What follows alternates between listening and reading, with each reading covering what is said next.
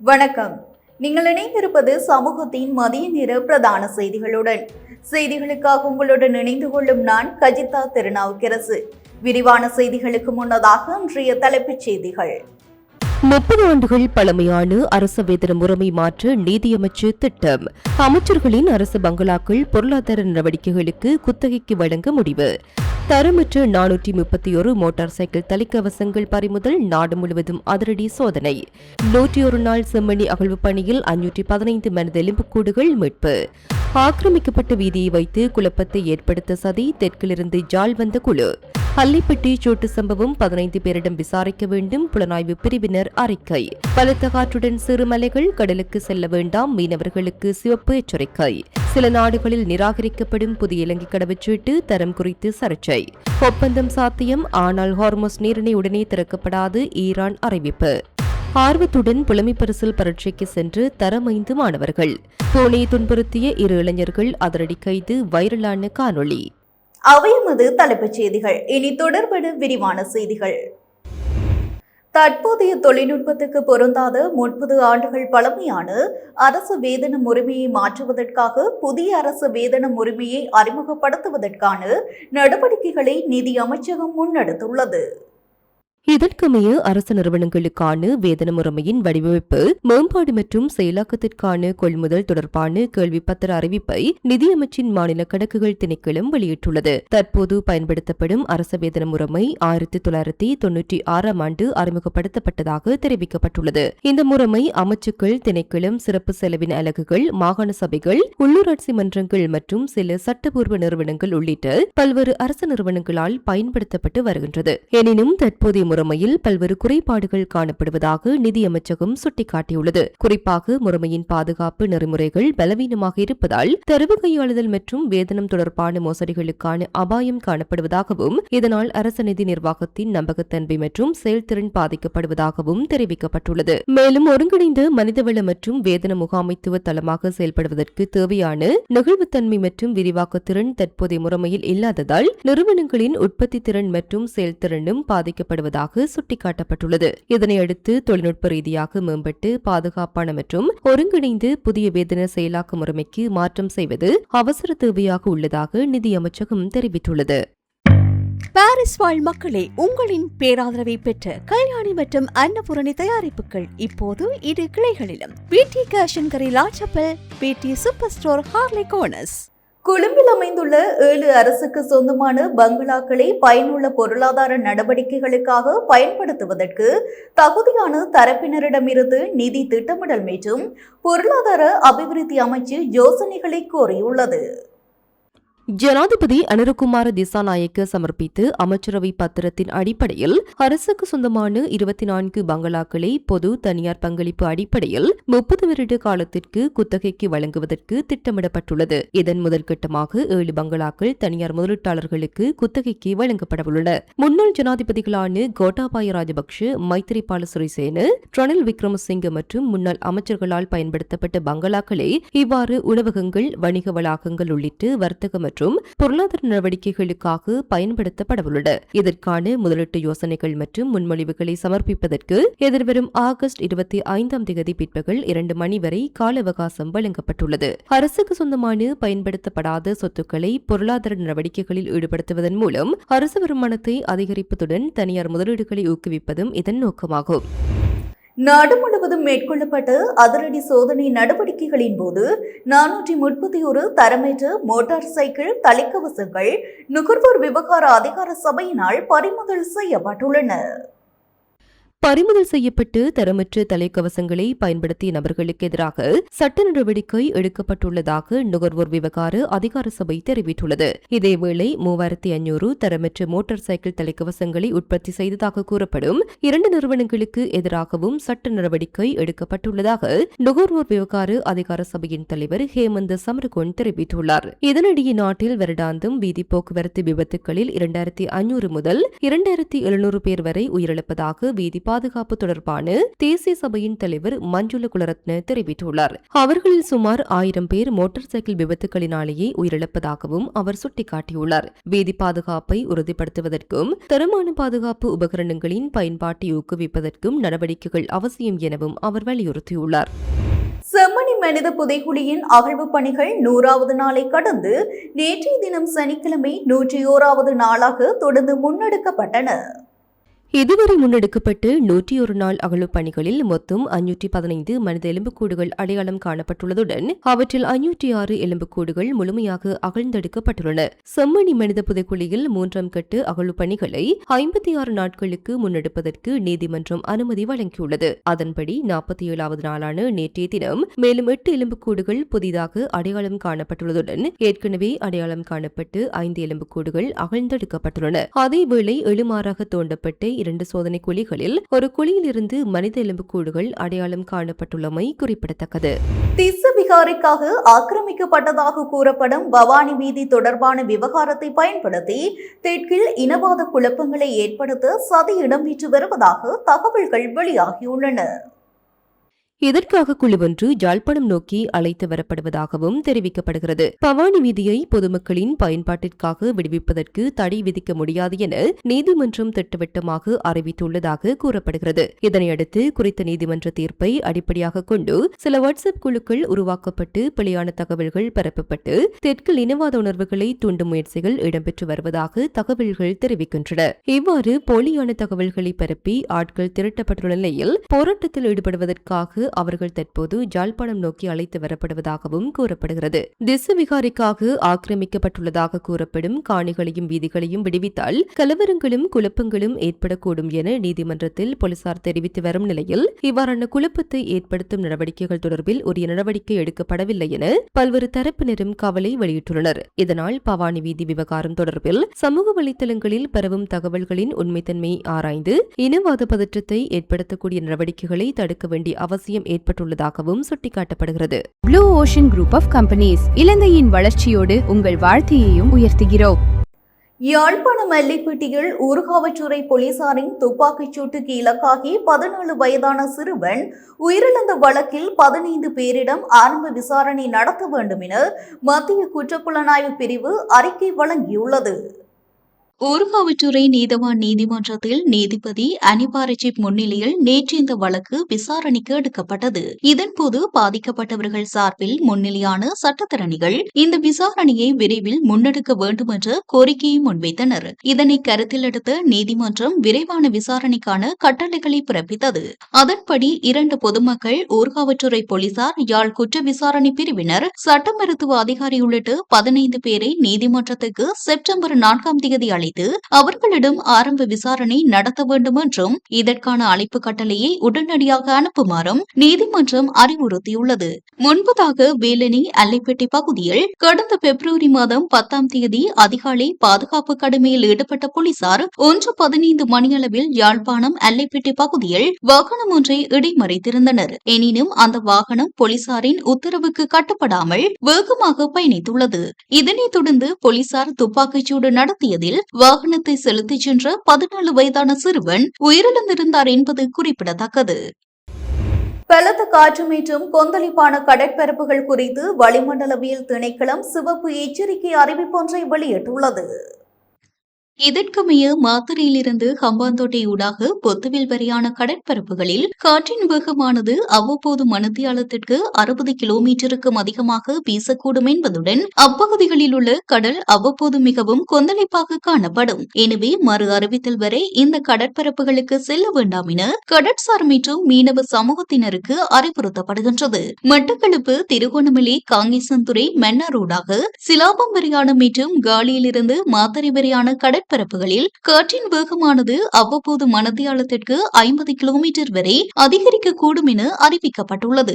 எனவே இந்த கடற்பரப்புகளில் மீன்பிடி மற்றும் கடற்படை நடவடிக்கைகளில் ஈடுபடும் சமூகத்தினர் இதுகுறித்து அவதானத்துடன் செயற்படுமாறு அறிவுறுத்தப்படுகின்றனர். கடற்பரப்புகளில் இடியுடன் கூடிய மழை பெய்யும் வேளைகளில் தற்காலிகமாக பலத்த காற்று வீசக்கூடும் என்பதுடன் அவ்வேளைகளில் அக்கடற்பரப்புகள் தற்காலிகமாக மிகவும் கொந்தளிப்பாக காணப்படக்கூடிய சாத்தியக்கூறுகளும் உள்ளன.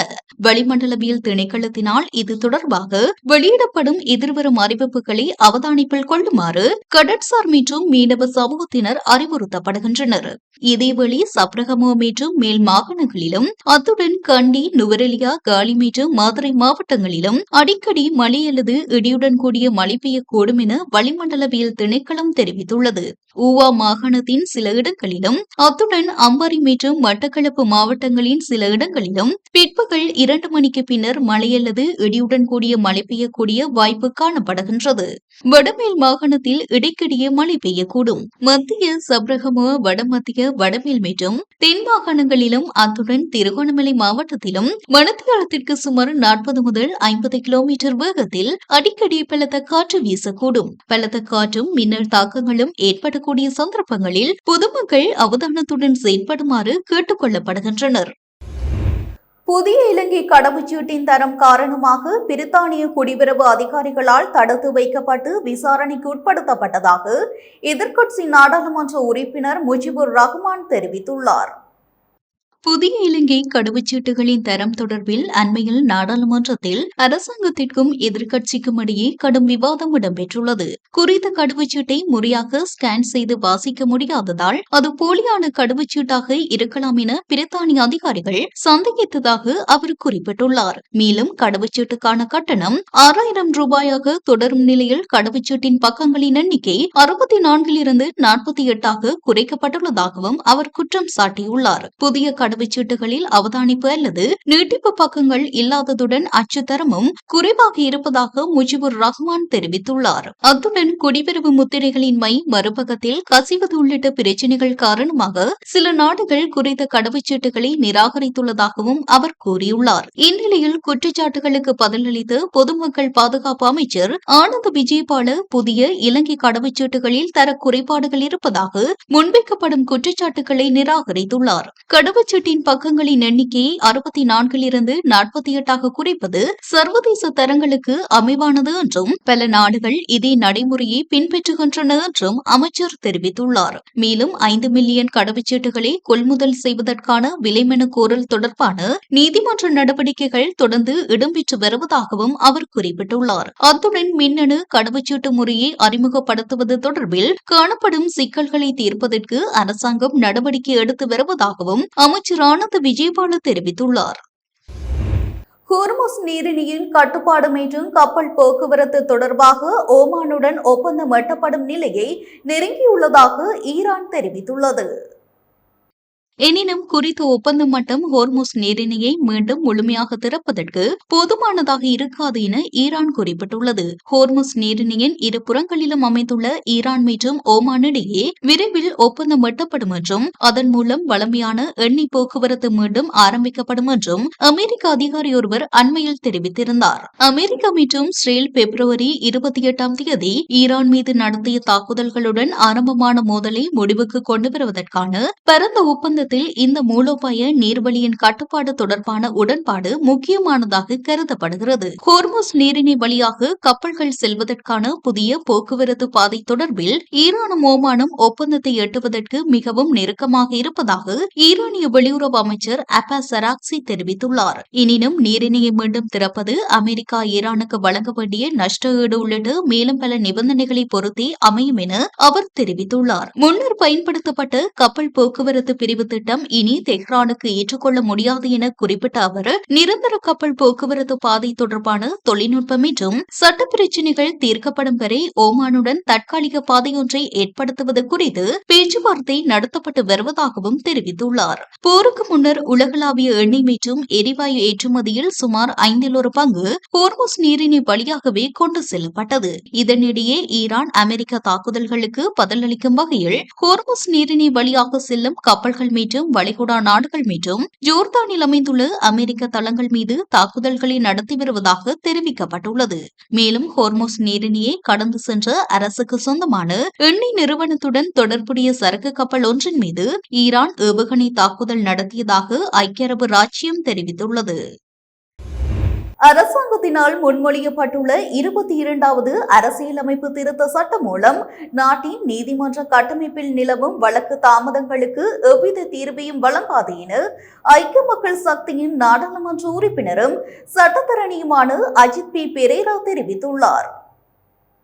மாறாக இந்த திருத்தம் நீதித்துறையின் சுதந்திரத்தை பாதிக்கும் வகையிலேயே முன்வைக்கப்பட்டுள்ளதாகவும் அவர் குற்றம் சாட்டியுள்ளார். இதில் கோட்டையில் உள்ள ஐக்கிய மக்கள் சக்தியின் தலைமை பணிமனையில் நடைபெற்ற ஊடகவியலாளர் சந்திப்பில் கருத்து தெரிவிக்கும் போதே அவர் இதனை தெரிவித்துள்ளார். நாட்டின் நீதிமன்றங்களில் வழக்குகள் நிறைவடைவதில் பெரும் தாமதம் காணப்படுவதை ஐக்கிய மக்கள் சக்தி ஏற்றுக்கொள்வதாக தெரிவித்த அவர், அதற்கு தீர்வாக புதிய நீதிமன்றங்களை நிறுவுதல், நீதிபதிகள் மற்றும் ஊழியர்களை ஆட்சேர்ப்பு செய்தல், நீதிமன்ற நடவடிக்கைகளை டிஜிட்டல் மயமாக்குதல் மற்றும் சாட்சியியல் கட்டளை சட்டம் உள்ளிட்ட சிவில் மற்றும் குற்றவியல் நடைமுறை சட்டங்களை திருத்துதல் போன்ற நடைமுறை நடவடிக்கைகள் அவசியம் என குறிப்பிட்டார். 2025 ஜூன் 30 நிலவரப்படி நாட்டில் சுமார் 11 லட்சம் வழக்குகள் நிலுவையில் இருந்ததாகவும் அவற்றில் 72%க்கும் அதிகமானவை நீதிவான் நீதிமன்றங்களிலும் 23% மாவட்ட நீதிமன்றங்களிலும் நிலுவையில் இருப்பதாகவும் அவர் தெரிவித்தார். இதன்படி நாட்டின் மொத்த நிலுவை வழக்குகளில்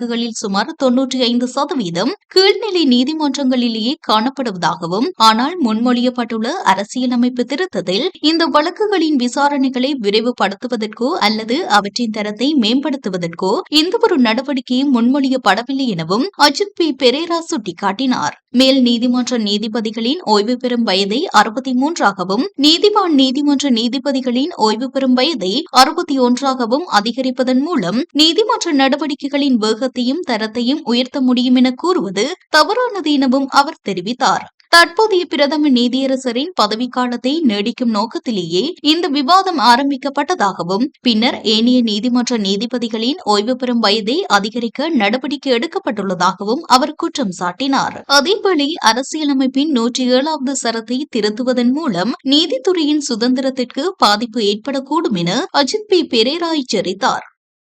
ராயல்டி என்ஜினியரிங் வழங்கும் நவீன அடுக்குமாடி குடியிருப்புகள் இப்போது விற்பனைக்கு. Colombo 6 Wellawatte bus line hall ரோட்டுக்கு மிக அருகாமையில். அகில இலங்கை ரீதியாக இன்று ஞாயிற்றுக்கிழமை நடைபெறும் 2026ஆம் ஆண்டுக்கான தரம் 5 புலமை பரிசில் பரீட்சைக்கு மாணவர்கள் ஆர்வத்துடன் சென்றனர். இதன்படி திருகோணமலை தோப்பூர் அல்ஹம்ரா மத்திய கல்லூரியில் அமைக்கப்பட்டுள்ள பரீட்சை மத்திய நிலையத்தில் தோப்பூர் பிரதேசத்தைச் சேர்ந்த தமிழ் மற்றும் முஸ்லிம் பாடசாலைகளின் மாணவர்கள் பரீட்சைக்கு தோற்றினர். உடப்பிலிருந்து 24 மாணவர்களும் ஆண்டிமுனையிலிருந்து 50 மாணவர்களும் தமது பாடசாலைகளிலிருந்து பரீட்சை நிலையத்திற்கு ஆர்வத்துடன் சென்றதை காணக்கூடியதாக இருந்தது. மாணவர்களை பெற்றோர்களும் ஆசிரியர்களும் அன்புடன் வழி அனுப்பி வைத்ததுடன் பரீட்சையை சிறப்பாக எதிர்கொள்வதற்கான ஆலோசனைகளையும் வழங்கினர்.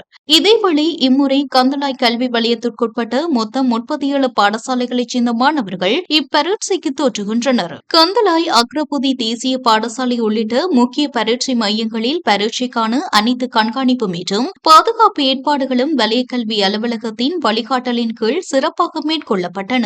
நுவரெலியா மாவட்டத்தில் கொட்டும் மழையிலும் தரம் 5 புலமை பரிசில் பரீட்சைக்கான மாணவ மாணவிகள் வெகு ஆர்வத்துடன் கலந்து கொண்டனர். இதேவேளை இந்த ஆண்டுக்கான தரம் 5 புலமை பரிசில் பரீட்சை நாடளாவிய ரீதியில் 2723 பரீட்சை நிலையங்களில் நடைபெறுகிறது. இப்பரீட்சைக்கு மொத்தம் 2,94,081 மாணவர்கள் தோற்றுகின்றனர். அவர்களில் 2,20,366 மாணவர்கள் சிங்கள மொழியிலும் 73,723 மாணவர்கள் தமிழ் மொழியிலும் பரீட்சைக்கு தோற்றுவதாக பரீட்சைகள் திணைக்களம் தெரிவித்துள்ளது. சமூக வலைதளங்களில் அண்மையில் வைரலான பூனையொன்றை துன்புறுத்தும் காணொளி தொடர்பில் 2 கைது செய்யப்பட்டுள்ளதாக போலீசார் தெரிவித்துள்ளனர். விலங்கு நல கூட்டமைப்பு வழங்கிய முறைப்பாட்டின் அடிப்படையில் தலாத்துஓயா போலீசாரால் இந்த கைது நடவடிக்கை முன்னெடுக்கப்பட்டுள்ளது. முறைப்பாடு கிடைத்த சிறிது நேரத்திலேயே அதுல்கம பகுதியில் வைத்து 18 மற்றும் 19 வயதுடைய 2 சந்தேக நபர்களும் கைது செய்யப்பட்டுள்ளனர். கைது செய்யப்பட்ட இருவரும் அதே பகுதியைச் சேர்ந்தவர்கள் என போலீசார் தெரிவித்துள்ளனர். சந்தேக நபர்களிடம் மேற்கொள்ளப்பட்ட விசாரணைகளின் போது குறித்த சம்பவம் சுமார் 1 மாதத்திற்கு முன்னர் இடம்பெற்றிருந்தமை தெரிய வந்துள்ளது. கைது செய்யப்பட்ட இருவரும் கண்டி நீதவான் நீதிமன்ற நீதிமன்றில் முன்னிலைப்படுத்தப்பட உள்ளதுடன் தண்டனை சட்டக்கோவை பிரிவு 411 போலீஸ் கட்டளை சட்டத்தின் 63 பிரிவு மற்றும் விலங்குகளை துன்புறுத்தல் தொடர்பான சட்டங்களின் கீழ் அவர்களுக்கு எதிராக குற்றச்சாட்டுகள் முன்வைக்கப்படவுள்ளன. சம்பவம் தொடர்பான மேலதிக விசாரணைகளை தலாத்தோயா போலீசார் முன்னெடுத்து வருகின்றனர். ரத்மலானி ஞானேந்திர பாதையில் உள்ள இருமாடி வீடொன்றின் மீது கடந்த 5ஆம் தேதி கைக்குண்டு தாக்குதல் நடத்திய சம்பவத்துடன் தொடர்புடைய நால்வர் கைது செய்யப்பட்டுள்ளனர். குறித்த வீட்டின் மீது 2 கைக்குண்டுகள் வீசப்பட்ட நிலையில் அவற்றில் ஒன்று வெடித்து சிதறியதுடன் மற்றைய கைக்குண்டு வீட்டு தோட்டத்தில் விழுந்த நிலையில் போலீசாரால் மீட்கப்பட்டது. மொரட்டுவை மற்றும் ரத்மலானை பகுதிகளில் வைத்து 21, 26, 28 மற்றும் 30 வயதுடைய நால்வரை நேற்று கைது செய்யப்பட்டுள்ளனர். வெளிநாட்டில் தற்போது வசித்து வரும் திட்டமிட்ட குற்றச்செயல்களில் ஈடுபடும் நபர் ஒருவரின் வழிகாட்டலின் பேரில் இந்த தாக்குதல் மேற்கொள்ளப்பட்டுள்ளதாக ஆரம்பகட்ட விசாரணைகளில் தெரிய வந்துள்ளது. தாக்குதலில் உயிரிழப்புகள் எதுவும் ஏற்படவில்லை. எனினும் வீட்டின் 2 ஜன்னல் கண்ணாடிகள் சேதமடைந்துள்ளதாக போலீசார் தெரிவித்துள்ளனர். இத்துடன் எமது மதிய நேர பிரதான செய்திகள் நிறைவடைகின்றன.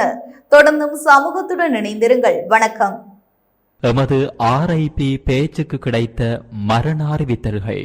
கொழும்பு 2 சர்ச் வீதியை புறப்படமாகவும் பெபட்ரைன் மற்றும் இந்தியா ஆகிய இடங்களை வாழ்விடங்களாகவும் கொண்டிருந்த திரு வேலாயுதம் திருநாவுக்கரசு அவர்கள் 7/8/2026 வெள்ளிக்கிழமை அன்று இந்தியாவில் காலமானார்.